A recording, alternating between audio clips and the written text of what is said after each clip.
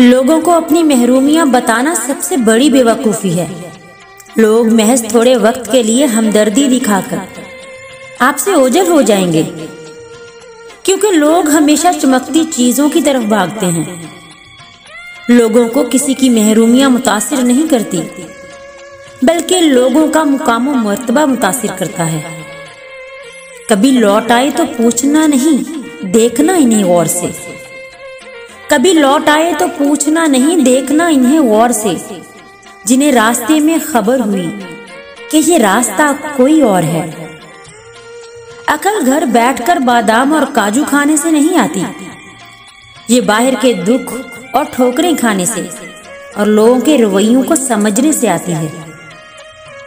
यूं भी हमारे यहाँ ये दस्तूर हो गया है कि हर अच्छी चीज की मुखालफत की जाए, ताकि दूसरों को चमकाया जा सके और अपनी अहमियत बढ़ाई जा सके।